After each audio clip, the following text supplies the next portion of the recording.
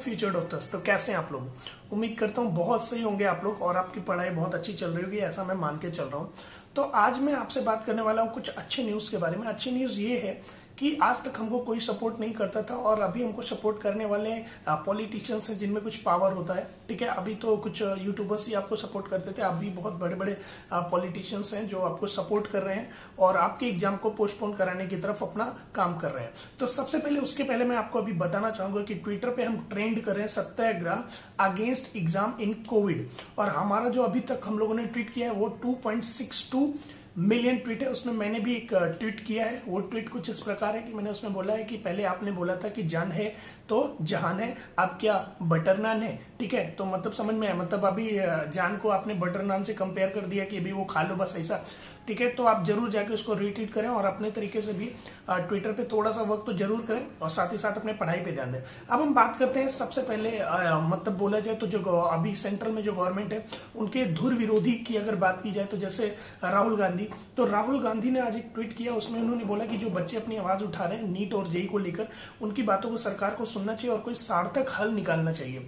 तो देखो, मैं यहाँ पे किसी का भी बोल सकता हूँ, मतलब किसी पॉलिटिक्स से मेरा कोई लेना देना खास है नहीं, मगर ये हमारे सपोर्ट में जो भी है वो बहुत अच्छा, हमको जो सपोर्ट करे वो बहुत अच्छे है, राइट। तो अभी इन्होंने हमको सपोर्ट किया, राइट, अपने तरीके से बोला है सरकार से कि आप इस पर जरूर कुछ सोचें। साथ ही साथ में कल आपने सुना होगा मनीष सिसोदिया ने हमको सपोर्ट किया था।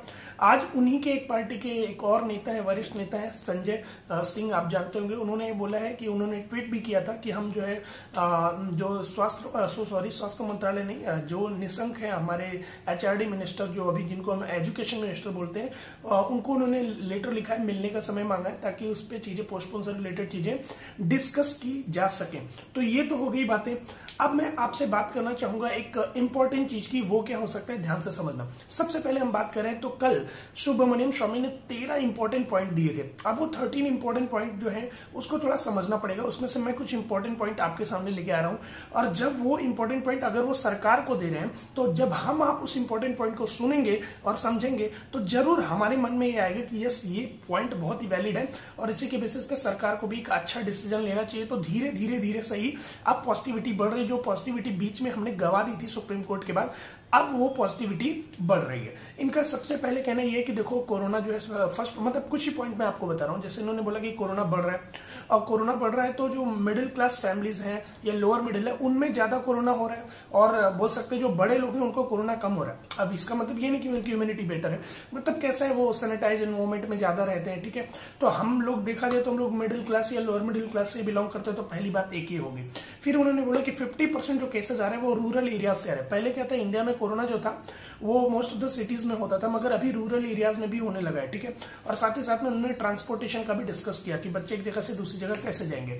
फिर उन्होंने बोला कि जो एग्जाम सेंटर्स हैं वो एग्जाम सेंटर पर्टिकुलर डिस्ट्रिक्ट्स में ही है, बहुत ज्यादा एग्जाम सेंटर एक पर्टिकुलर स्टेट में बहुत ज्यादा जगह पे नहीं है, तो ये भी थोड़ा प्रॉब्लमेटिक है। फिर उन्होंने बोला कि बहुत सारे बच्चों का जो बोल सकते हैं एग्जाम सेंटर है, सोचो आप ये सारी बातें कि एग्जाम सेंटर जो है वो 500 किलोमीटर तक का दूर है, तो ऐसे में बच्चा एक दिन पहले जाएगा, वहां पे रुकेगा। अच्छा, इसके बाद ये नेक्स्ट पॉइंट आ जा रहा है कि जब बच्चा वहां पे रुकेगा तो पहले होटल की बात होगी, साथ ही साथ सबसे इंपॉर्टेंट सोचना कि एक दिन पहले वो बच्चा खाएगा क्या। अब वो खाएगा भी तो वो कौन सा सैनिटाइज एनवायरमेंट में जाके खा रहा है, जो उसको खाना मिलेगा वो खाना कैसा है किसी को पता नहीं। मतलब समझ रहे हो ना, एक जगह से आप दूसरी जगह जा रहे हो, वहां पे आप कुछ भी आपको खाना पड़ रहा है, मजबूरी है आपकी।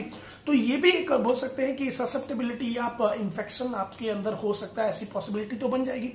साथ ही साथ में जब आप लॉन्ग डिस्टेंस की ट्रैवलिंग करेंगे तो आप ससेप्टेबल ज्यादा रहेंगे उस पर्टिकुलर इन्फेक्शन के लिए, उसमें भी इन्होंने ये बात बोली। साथ ही साथ इन्होंने बोला कि पिछले जो कुछ एग्जाम्स थे उस एग्जाम्स में एसओपी का कौन सा बहुत मतलब अपने फॉलो किया था, तो एसओपी भी फॉलो नहीं हो रहा है। बहुत सारे लोग क्वारंटाइन में हैं, जिनको कोरोना हुआ है वो लोग क्वारंटाइन है, तो वो कैसे निकल के जाएंगे।